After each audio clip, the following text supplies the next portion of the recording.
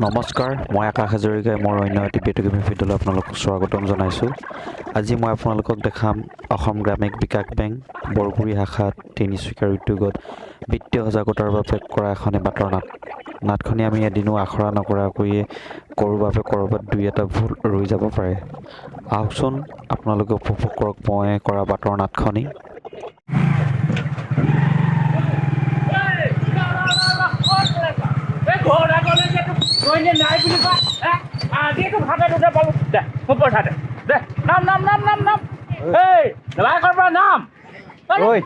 মই ক'ত পলাইছো ঘৰত নাথাকিলেতো নাই বুলিয়ে ক'ব।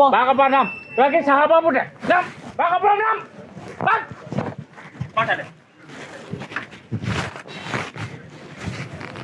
কওক কি ক'ব বিচাৰিছা? কি ক'ব বিচাৰিছে মানে তই নজনাও ভাও ধৰিছ যে পইচাকেইটা যে ললি এতিয়া যে ঘূৰাই দিয়ে নাম নাই দে পঠা দে মোক পঠা দিবি নিদিয়া ৰচোন পিতাই তই ইমান খং নকৰিবি তোৰ প্ৰেচাৰটো উঠি যাব মই কথা পাতিছো চাওক মানক দা আপুনি আমাৰ পইচাখিনি আমাক ঘূৰাই দিয়ক।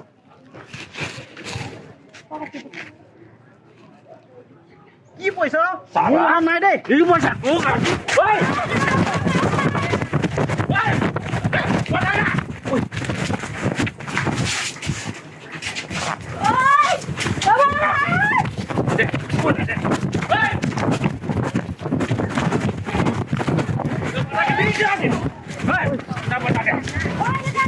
আজি তোক নহয়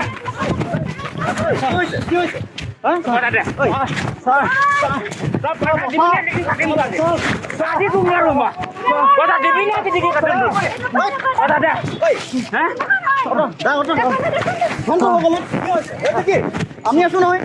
আৰে কি হৈছে কি হৈছে ভাইটি সমস্যাটো কি?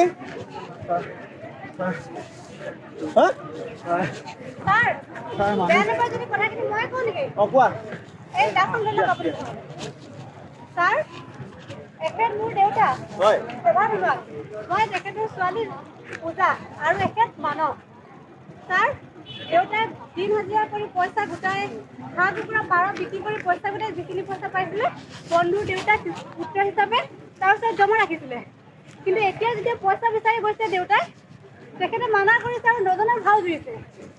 একেবাৰে 10,000 মান টকা লৈছিলে। ছাৰ তোৰ নাম মানৱ? হয় ছাৰ। তেখেতক চিনি পোৱা? পাওঁ ছাৰ। তেখেত মোৰ দেউতাৰ বন্ধুৱে হয়, সমধিক খুৰাই হয় ছাৰ। এওঁ কোৱা কথাখিনি সঁচা নে মিছা? ছাৰ 10,000 টকা লৈছে কুকুৰে পলাই ফুৰিছিলি কেলে? পইচা ঘূৰাই দিব নোৱাৰিলি কেলে?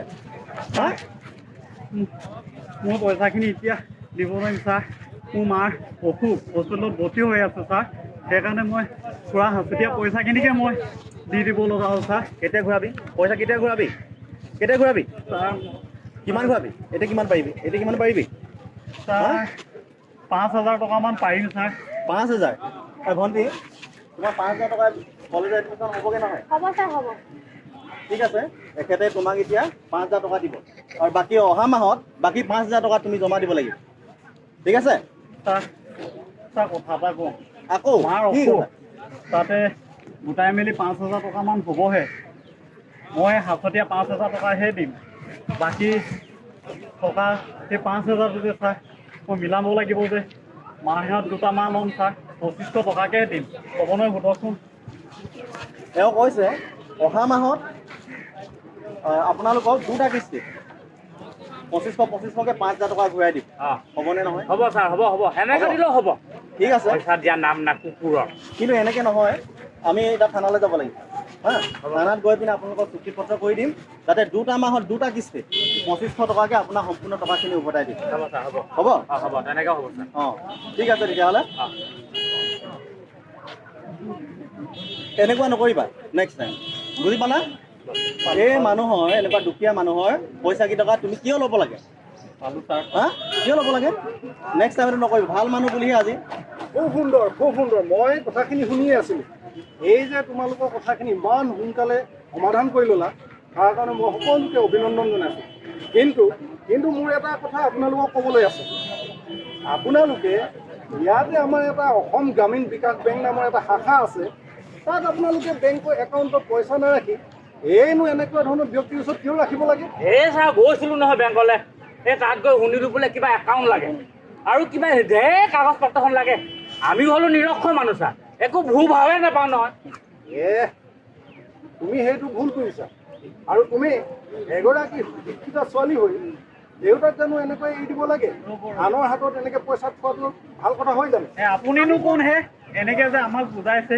কোন হয় আপুনিনো? এখেত মোৰ বন্ধু শ্ৰী অজিত শইকীয়া।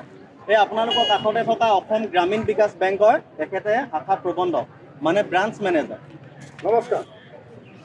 মই আচলতে এটা কথাই আপোনালোকক কৈ যাব বিচাৰিছোঁ যে বেংকত পইচা ৰাখিলে পইচাবিলাক আমাৰ সুৰক্ষিত হৈ থাকে। আৰু যদি ব্যক্তিগতভাৱে এনেকুৱা ধৰণকৈ পইচাবিলাক জমা ৰখা হয় তেতিয়াহ'লে এনেকুৱা ধৰণৰ অলপ খেলি মেলি আহিবই। গতিকে ইয়াত আজি আমি যিমানখিনি মানুহ ইয়াত আবদ্ধ হৈছোঁ, আমি এটা কথাই লৈ যাব লাগিব যে আমাৰ সাঁচতীয়া ধনসমূহ বেংকত জমা ৰাখিব লাগে। আৰু অসম গ্ৰামীণ বিকাশ বেংকে আমাক ৰাইজৰ কাৰণে বহুত সুবিধা দিছে, আঁচনি আছে, বিভিন্ন ধৰণৰ আঁচনি আছে। এইবিলাকো আপোনালোকে জানিব পাৰিব। গতিকে আমাৰ বেংকলৈ আহক, আমাৰ কৰ্মচাৰীৰ সৈতে যোগাযোগ ৰাখক। আপুনি আৰু এই নথি পত্ৰৰ কথা ক'লে নহয়, কাগজ পত্ৰ সেইবিলাক ঢেৰ নালাগে নহয়। আমাৰ সামান্য মাত্ৰ যিখিনি নৰ্মেল কাগজ পত্ৰ আছে, Aadhaar card, PAN card, voter card ইত্যাদি আছে, এইবিলাকৰ ভিতৰত আমাৰ ব্ৰাঞ্চলৈ গ'লে আপুনি মাত্ৰ ভোটাৰ আইডিখন আৰু পান কাৰ্ডখন লৈ খোল খাই যাব, খুলিব। আৰু আমাৰ কৰ্মচাৰীসকলে আপোনালোকৰ নিচিনা মানুহবিলাকক সুন্দৰভাৱে আপোনালোকে বুজি পোৱাকৈ সকলো বুজাই দিব। এতিয়া আপোনালোকে বুজি পালে নহয়? এতিয়া এটা কাম কৰিব, আপোনালোক সকলোৱে এই আপোনালোকৰ কাষতে থকা অসম গ্ৰামীণ বিকাশ বেংকলৈ গৈ এটা একাউণ্ট খুলি ল'ব। তেতিয়া এনেকুৱা কিবা সমস্যা নাহে নহয়।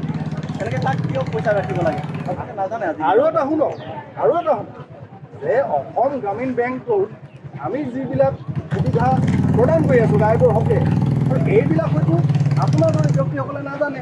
যেনেকৈ ধৰক কৃষি ঋণ নৱীকৰণ চলি আছে এতিয়াও। কৃষি ঋণটো নৱীকৰণ কৰি ল'লে মানে আপুনিও কেইটামান টকা আকৌ লাভ কৰিব পাৰিব।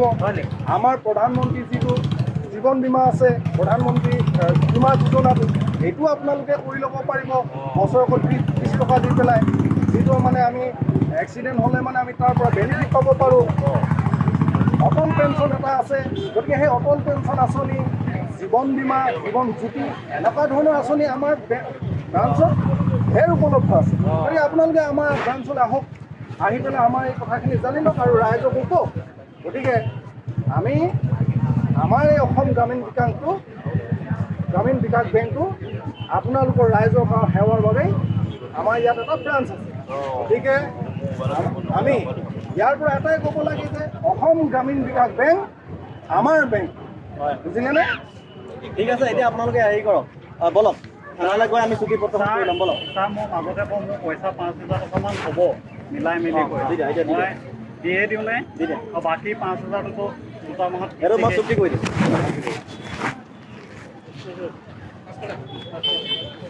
ক'ত সোমালে পইচা? ছাৰ ক'ত কৰিলে আৰু কিমানৰ পৰা লৈ থৈছা হে তুমি?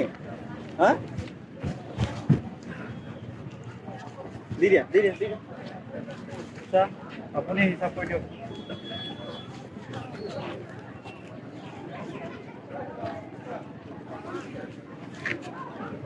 তুমি এতিয়া কলেজত গৈ এডমিশ্যনটো লৈ ল'বা হা, আৰু নেক্সট টাইম তেনেকুৱা নকৰিবা দেই। বলক চুক্তিখন কৰি নহ'লেও হ'ব নেকি? হা? এইবিলাক সঁচাকৈ ই ক'লেই দেখোন বোলে কিবা ঘৰৰ অসুখ হ'ল, মাকৰ অসুখ হ'ল, সেইবাবে টকাকেইটা খৰচ কৰিলে। আৰু এটা বন্ধুৰ পুত্ৰ যেতিয়া মোৰো পেটে দিয়াচোন, তেনেকুৱা ভুল নকৰে আৰু কেতিয়াও। হয় কৰা দিওঁ, মোৰ ভুল হৈ গ'ল। মই আপোনাক পইচাখিনি নিদি বহুত ডাঙৰ ভুল কৰিলোঁ। এতিয়া আপোনাক 5,000 টকাটো দিলোঁ ছাৰ, বাকী দুটা মাহতে মই কিস্তিকে ঘূৰাই দিম। মোক মাফ কৰি দিব চোৱা দিয়ক। হ'ব দে হ'ব দে। হ'ব বাৰু। এতিয়া আপোনালোকে কিবা ইয়াৰ পৰা বুজিলেনে? ইয়াত থকা আপোনালোক সকলোৱে ইয়াৰ পৰা এটা কি বুজিলে? এই কি ঘৰলৈ বাৰ্তা লৈ যাব এইটো কিবা বুজি পালেনে? যে আমি যিবিলাক আমাৰ সঞ্চয়ৰ টকা আছে, সেই সঞ্চয়ৰ টকাবিলাক আমি ব্যক্তিগতভাৱে কাৰোবাৰ হাতত জমা ৰাখিব নালাগে। অৰ্থাৎ আমি ওচৰ কাষত থকা আমাৰ অসম গ্ৰামীণ বিকাশ বেংকৰ শাখা বেংকত আমি নিজৰ একাউণ্টত জমা ৰাখে আৰু আমি যদি বেংকত জমা ৰাখোঁ টকাবিলাক তেতিয়াহ'লে বেংকৰ জৰিয়তে আমাৰ সাধাৰণ বেংকে আমাক আগবঢ়াইছে সেইবিলাক আমি উপলব্ধ সেইবিলাক আমি লাভান্বিত হ'ব পাৰিম গতিকে আহক ৰাইজ আমি সকলোৱে মিলি এবাৰ আমি কওঁ যে অসম গ্ৰামীণ বিকাশ বেংক আমাৰ বেংক অসম গ্ৰামীণ বিকাশ বেংক আমাৰ বেংক অসম গ্ৰামীণ বিকাশ বেংক আমাৰ বেংক অসম গ্ৰামীণ বিকাশ বেংক আমাৰ বেংক ধন্যবাদ আৰু এইখিনিতে মই এটা কথা আপোনালোকক কৈ দিওঁ এইখিনিতে আপোনালোকক এটা কথা কৈছোঁ যে আমি ইতিমধ্যে জানো যে আমি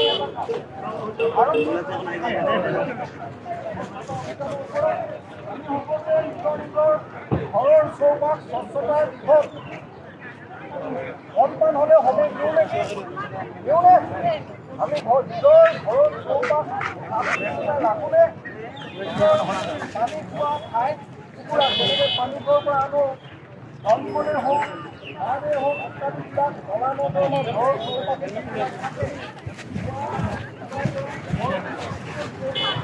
পৰিষ্কাৰ পৰিচ্ছন্নতাকৈ ৰাখিব গতিকে আমাৰ ভাৰত চৰকাৰে আমাৰ ৰাইজৰ